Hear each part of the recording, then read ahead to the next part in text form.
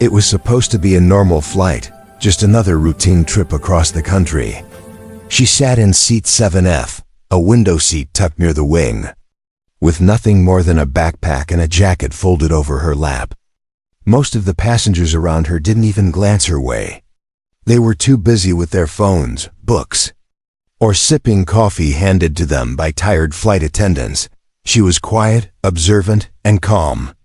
Her eyes followed the patterns of the clouds outside like she'd done it 100 times before.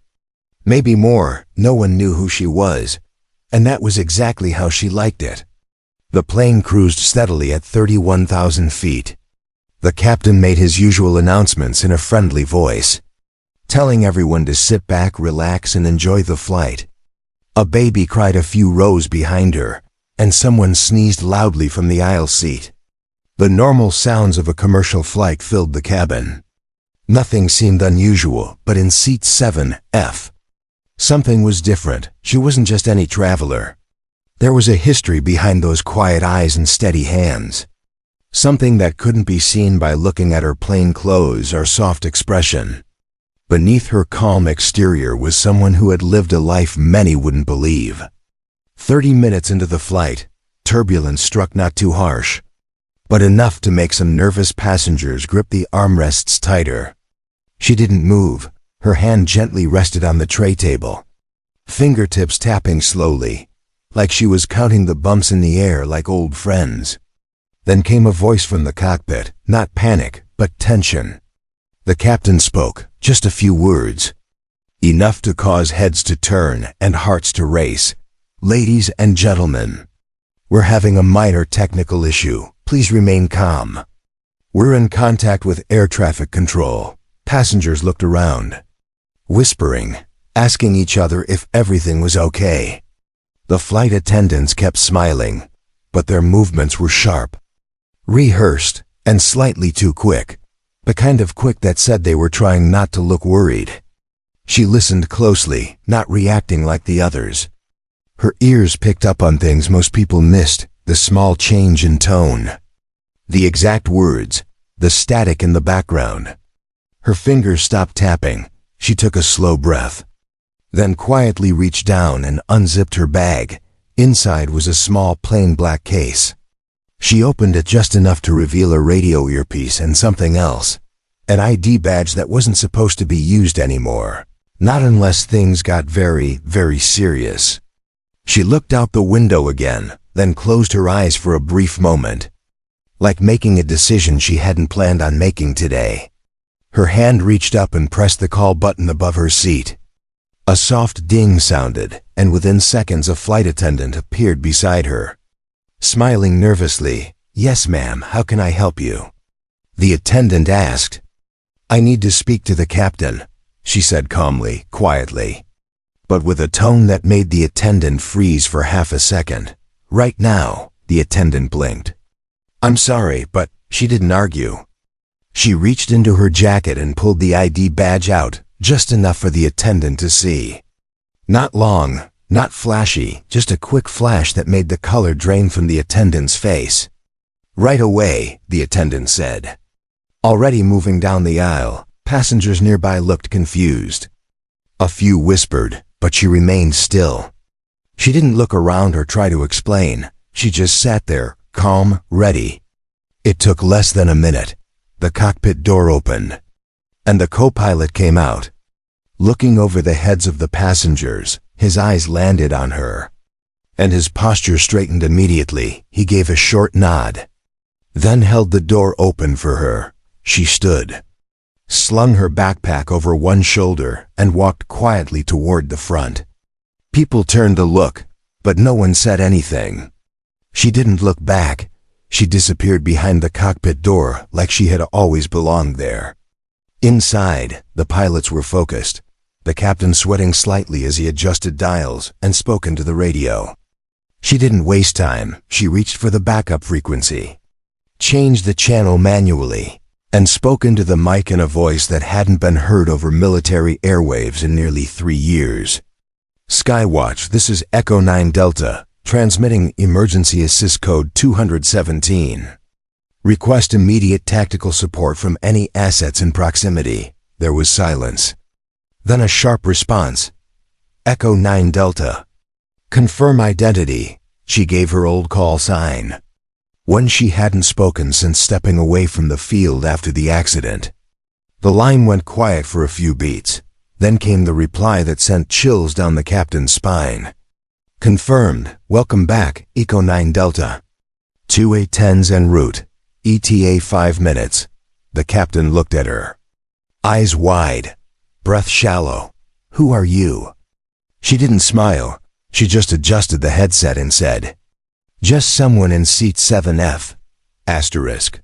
The cockpit was filled with quiet tension, not fear. But the heavy kind of silence that comes when something serious is happening. The captain adjusted his seat slightly, watching the woman beside him like he was still trying to make sense of who she was. Her movements were precise, her breathing steady. She wasn't nervous, she was focused. The name she had given Echo 9 Delta wasn't just a nickname. It was a call sign known in certain circles. The kind of circles where names didn't matter. Only skill and courage did. Her voice carried a quiet authority. The kind that didn't need to shout to be respected. Outside the window, the sky stretched wide and blue. The plane flew smoothly again. But inside the cockpit, everything had changed. The flight was no longer just a commercial journey. It was now under watch, under protection, under her guidance. 5 minutes passed, and just like the radio said, they came to A-10 Thunderbolt jets. One on each side of the plane, flying in tight formation. Their wings dipped slightly, like a salute. She responded with a small nod. Speaking into the headset, visual confirmed. You're a sight for sore eyes, she said. Her voice softer now, but still firm. One of the A-10 pilots answered. Didn't think we'd hear your voice again, ma'am. You flying this bird? Negative, she replied. Just a passenger. But I need you close until we sort this out. The jet stayed in position, watching, protecting. The passengers had no idea what was happening just a few feet ahead of them. They didn't know their plane was now being escorted by military aircraft because of the woman they had barely noticed when boarding. Back in the cockpit, the captain couldn't hold back anymore. What exactly is going on? Why are they responding to you like that? She didn't answer right away. She kept her eyes on the screen, reading something in the instruments. Then she leaned back slightly and finally spoke. 3 years ago, I was in the air. Not as a passenger, but as lead for a covert rescue op. Something went wrong. We lost 2 aircraft. One pilot went down. I made it out. Barely. After that, I walked away. No more flying. No more missions. The captain nodded slowly, trying to take it in. And now? She sighed, her eyes briefly softening. Now I'm back in the air because fate has a strange sense of timing. The technical issue the captain had mentioned earlier, it wasn't mechanical. It was a communication error between ground control and the aircraft's navigation systems. Something or someone was interfering. She suspected it wasn't an accident. Pull up the secondary channel, she said to the co-pilot. I want to listen to ground comms directly. The co-pilot did as told. And a stream of static-filled voices came through. She listened, tilting her head, picking up on code words. On language she hadn't heard in a long time, but still understood. This isn't normal air traffic chatter, she whispered. Someone's jamming signals, not just here, but across this corridor. The captain turned pale. What does that mean for us? It means someone doesn't want this flight to go where it's supposed to, she replied. But as long as I'm here, we're not going anywhere they want us to. She reached back into her small black case and pulled out a folded map. Old and worn, it wasn't just any map. It had markings only a trained pilot would recognize. Air corridors, emergency reroute zones. Military-only signals. We're changing course, she said firmly. Not far, just a few degrees east. There's a secure corridor monitored by Joint Command if someone is playing games out here. They won't follow us in there, The captain hesitated, then nodded. "You're the one with the call sign they salute." "I'll follow your lead." She adjusted the heading, spoke into the radio, and gave coordinates. The A-10 shifted formation without question.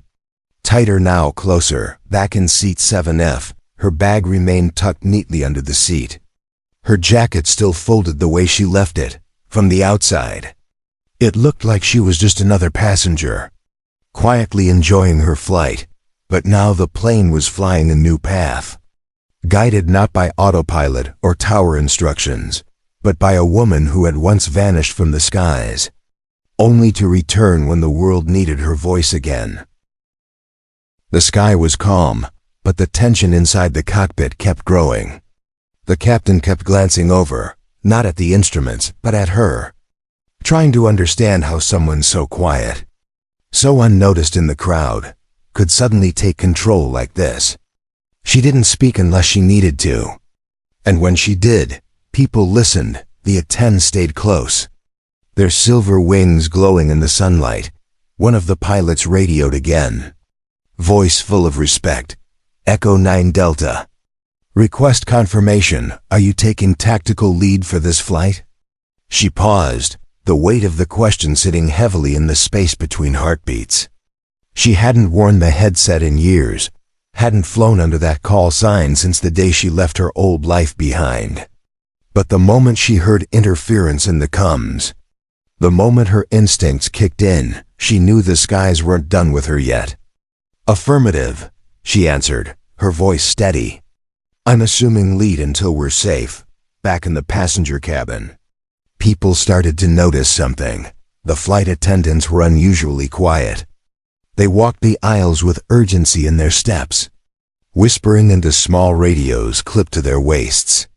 Passengers exchanged nervous glances, wondering what was going on, wondering why two fighter jets were flying beside them like guardian angels.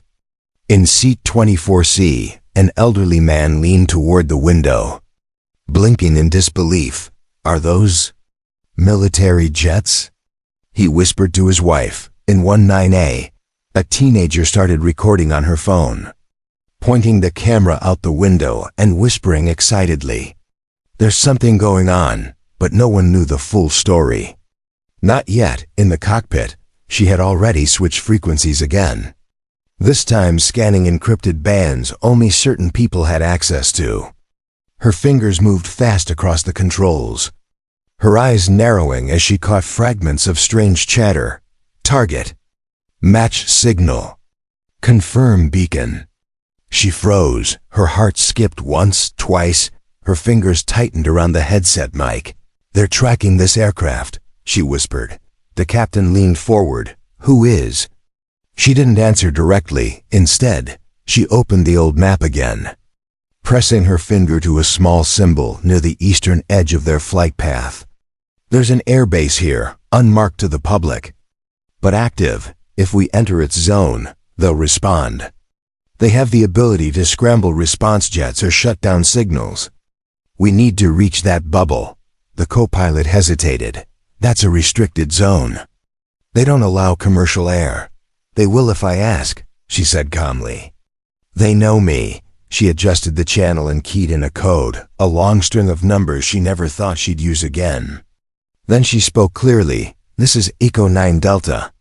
Requesting access to Zone Cobalt 47 for emergency containment. Code Blue override." For a few seconds, there was only silence, then came the reply. Clipped and urgent. "Echo 9 Delta. Clearance granted. Shift course to heading 118. Welcome home." The captain turned his head slowly. "You just got clearance into a no-fly zone in 5 seconds. She finally looked him in the eyes. "That's how serious this is." The plane began to turn gently, unnoticed by most of the passengers, but the A-10s followed without question, adjusting their formation and flanking the new path like loyal sentinels. They weren't just escorting anymore, they were defending. Below them, the earth stretched wide and peaceful. Green fields and small towns passing underneath like nothing was wrong. But above, in the space between civilian skies and military airspace, Something else was happening, something quiet. Hidden, dangerous. She leaned back in the chair for a brief moment, letting her muscles relax for the first time since the emergency began. Her eyes wandered to the horizon, where the sun was starting to dip just slightly, casting a soft golden light through the clouds. For a second, it felt like old times, the sky, the headset, the rhythm of radio calls. It was all still inside her, like it had never left. She thought she had walked away for good. But maybe some callings never let go. Maybe some voices were born to speak in the storm. ETA to safe zone is 12 minutes, the co-pilot said. 12 minutes can be a long time in the air, she replied. Her fingers already moving again, checking frequencies, tracking signals, listening for anything out of place. And then she heard it, a strange signal bouncing between bands.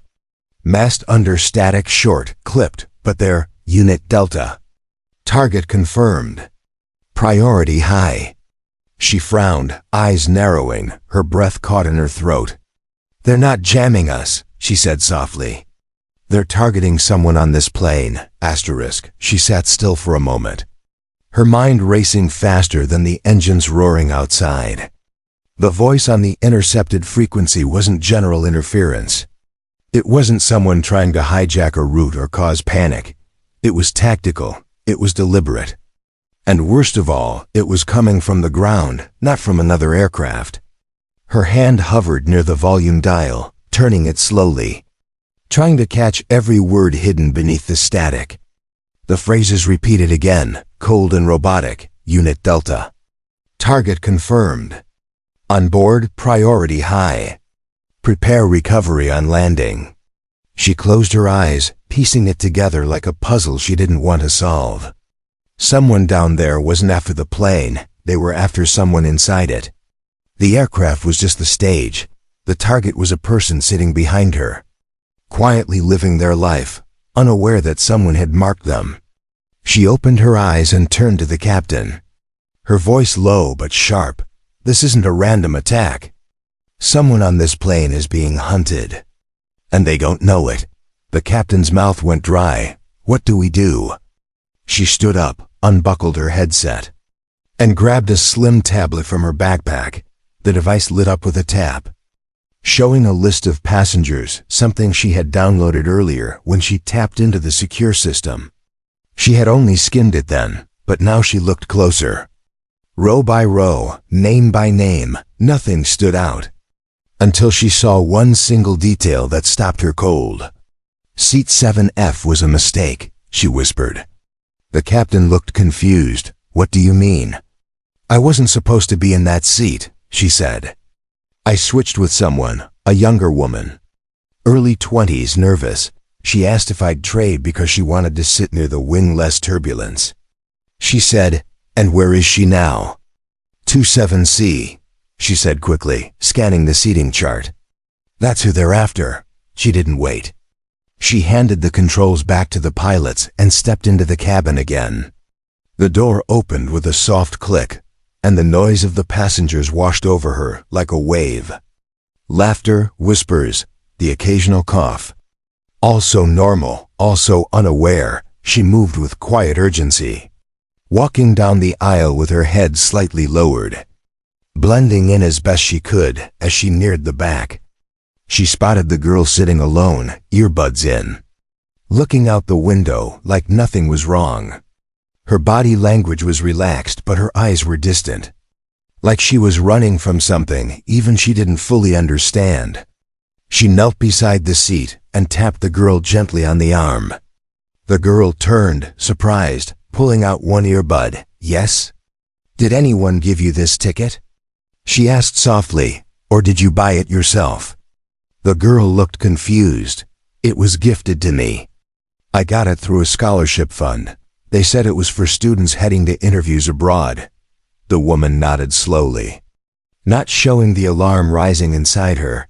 Did you have to sign anything? Yes. A few documents at the travel agency. Why? She leaned in closer, lowering her voice even more. Listen to me carefully. You're not in trouble. But someone may be trying to follow you. We need to get you out of this seat quietly and safely. Trust me." The girl's eyes widened, confusion turning into fear. She nodded slowly. Together, they stood, acting like two passengers heading to the restroom. Nothing unusual, no reason for alarm. The woman led her gently to the front galley, away from watching eyes, and closed the curtain behind them. The girl finally spoke, her voice trembling. "Why me?" "I'm nobody, not nobody," she said. "You've seen something, or someone believes you know something. It's enough for them to track you, and they don't usually make mistakes." The girl looked like she might cry, but the woman's presence was steady, grounding. "We're 10 minutes from a secure zone," she said. "We're going to land somewhere unexpected, where they can't follow without being seen. You're going to be protected, do you understand?" The girl nodded again, wiping a tear from her cheek. "Who are you?" She didn't answer right away. Her eyes softened as she looked at the younger woman, seeing a reflection of someone she used to be young, full of potential, suddenly caught in something bigger than herself. "Just someone who sat in the wrong seat," she said quietly. "And maybe that was the best thing that could have happened to you, back in the cockpit." The captain's voice came over the speaker. "Attention, passengers, due to a navigation issue, we'll be landing at a secure military base. This is just a precaution. Your safety is our top priority, and in the sky." The A-10s tightened their guard again. They weren't just escorting anymore. They were shielding something much more important than they realized. The runway came into view faster than usual, not because the aircraft was flying faster, but because time had changed. One moment, they were passengers headed to another city, and the next they were part of something hidden. Something none of them could see, but were very much inside of, from the cockpit. The captain could see the long gray strip of pavement stretching across the secure military base. Armored vehicles parked at the sides, soldiers already lined up at a safe distance, prepared for anything but hoping for peace. The woman in charge, who just hours ago had been a silent traveler in seat 7F, stood behind the pilots, arms crossed, headset on, eyes sharp as ever. She watched the landing like it was a mission briefing, reading every signal, every sound, every shadow on the runway. "Wings calm. Clearance confirmed," the tower said over the radio. "You're landing in the nest. Welcome home." Echo 9 Delta. She didn't answer, just nodded once, and kept her eyes on the approach. In the cabin, passengers were starting to whisper again. Some peeked through the windows, noticing the difference. This was no commercial airport. There were no terminals, no neon signs, no lines of taxis waiting outside. Instead, there were soldiers, blinking red lights, and a feeling no one could quite explain. The girl from 27C sat quietly in the jump seat near the galley now. Tucked away behind the curtain, she clutched the woman's jacket close to her chest. Trying not to cry, her heart pounded, but her hands stayed still, just like she had been told. The woman checked on her briefly, kneeling to meet her eyes. "When we land, don't talk to anyone until you see me. No one, not even the people in uniform. Can you promise me that?" The girl nodded quickly. "I promise." "Good," she whispered, then gently squeezed her hand. "You're stronger than you know." The tires kissed the ground with a soft bounce. The engines roared into reverse, and the plane slowed quickly. The A-10 stayed close, escorting the aircraft until it came to a full stop near a row of low hangars guarded by armed personnel. There were no cheers, no applause, just silence and held breaths. The intercom clicked on, and the captain's voice came through, a little less composed this time. "Ladies and gentlemen, we've landed safely. Please remain seated. We are being received by military staff. This is a safety procedure, and there's no reason to panic." The passengers didn't move, unsure if this was serious or still some kind of drill. Some tried to peek through the windows, but most just sat still, their curiosity now tangled with concern. Outside, The soldiers approached the aircraft slowly, followed by a few people in plain clothes. Their faces were serious, their movements precise. One of them raised a hand to the cockpit, and the co-pilot gave a signal in return. Inside the cabin, the woman stepped forward. Now fully back in command mode, her voice was low but firm as she turned to the lead flight attendant. "I need the rear door opened manually, now."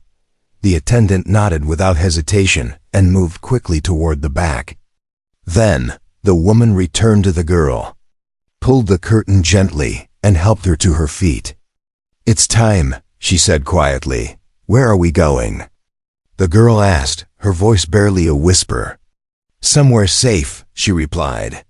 "You'll be protected, but we have to move now. Before the wrong eyes find you." They walked together down the narrow aisle. Not rushing, not hiding, but moving like a team that knew exactly what they were doing. The passengers watched them, unsure who they were or what was going on. But something in their body language made people instinctively step aside. When they reached the rear door, it had already been opened. A short metal stairway had been rolled into place. Soldiers stood nearby, but none of them moved without her signal. She paused, glanced outside, and then turned to the girl. "No matter what happens next, stay with me." The girl gave a quick nod, took a deep breath, and followed her down the steps. The sunlight hit them both like a curtain lifting after a long night. One of the plainclothes men stepped forward. "Is this her?" The woman stepped in front of the girl, her tone flat. "Not until I say it is." The man hesitated, then nodded, understanding that he was not in charge, not here, not now. The soldiers formed a tight formation around them and began escorting them toward a secure vehicle. Behind them, the aircraft remained still, the other passengers still waiting, unaware they had just flown with someone marked as a high-value target and someone else who had once been feared in the skies. And now both were walking into something unknown.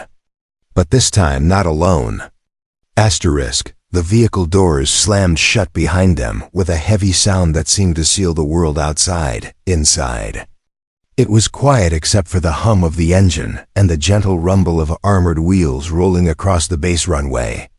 The girl sat beside her, holding tightly onto her bag like it contained her whole life. Her face was pale, her lips trembling, but she didn't ask any more questions. She didn't need to. The woman sat with her back straight, one arm resting across her lap. Her eyes scanned every turn the vehicle made, every gate they passed. She wasn't just riding, she was calculating, mapping, thinking ahead like she had always done back in the field. It wasn't something you forgot, not after what she'd seen, at last. The vehicle stopped in front of a nondescript gray building. Small and quiet with no signs, just a single guard standing at the entrance. The woman stepped out first, gave a quick nod to the driver, then extended a hand to the girl, helping her down gently. "Is this where they'll question me?" The girl whispered. The woman looked at her and shook her head slowly. "No one is questioning you, not here. You're under protection now. Not surveillance." They entered the building.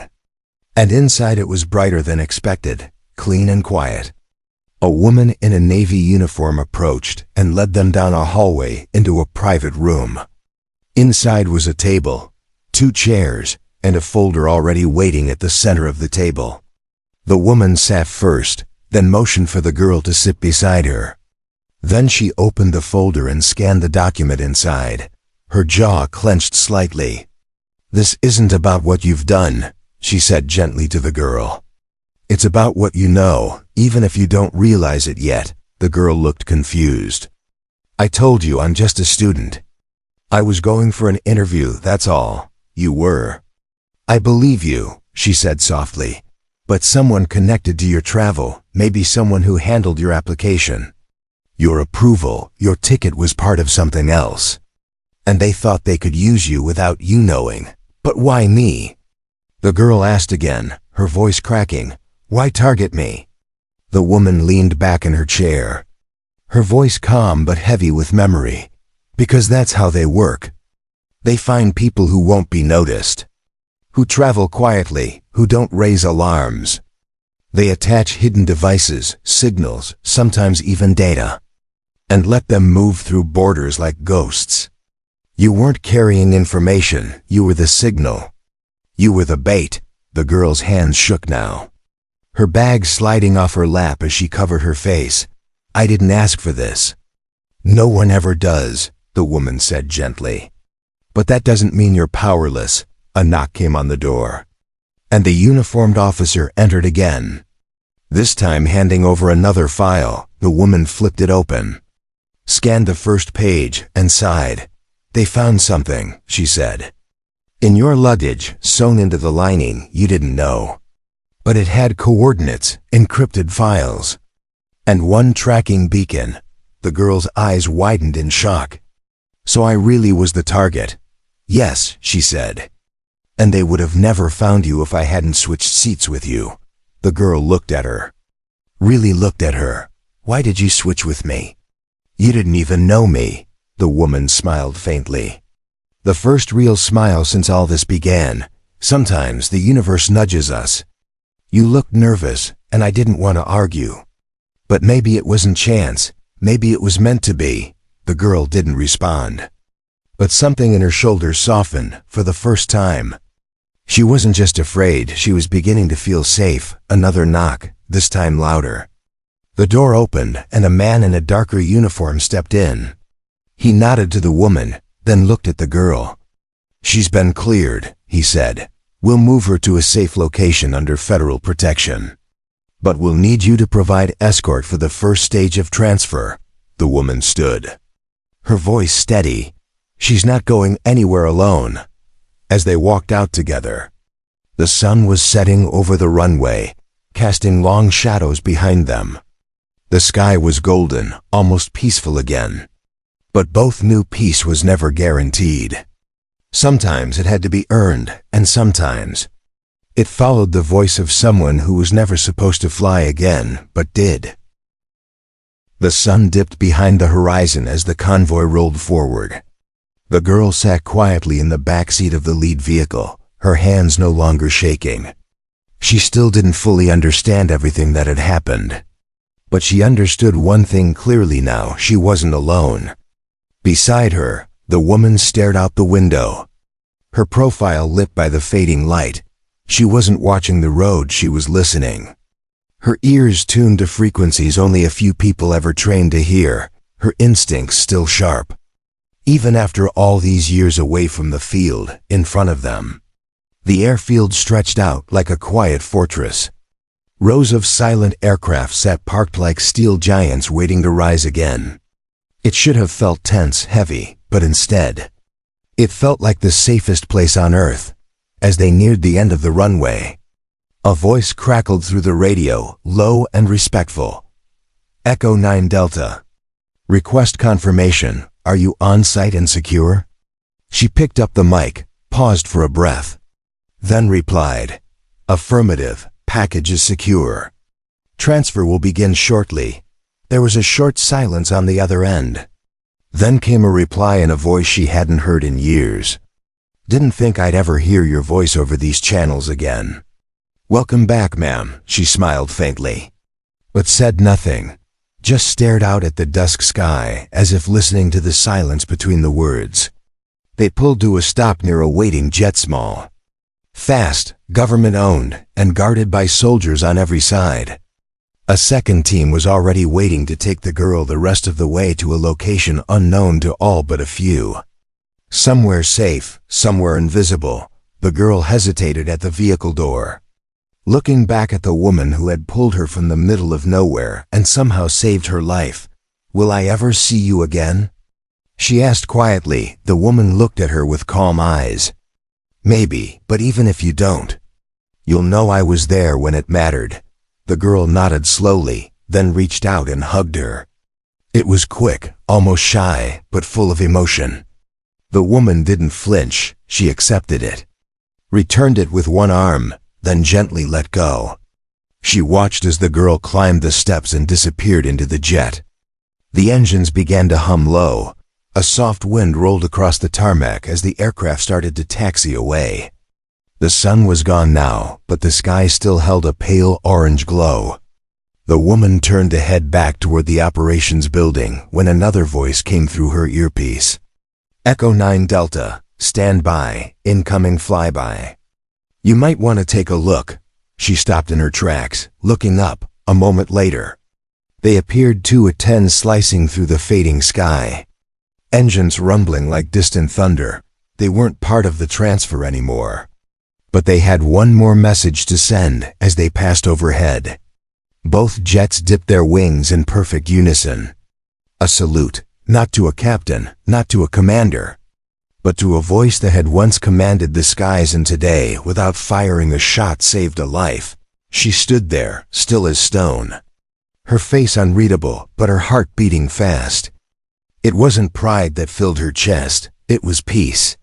For the first time in a long time, she wasn't running from her past.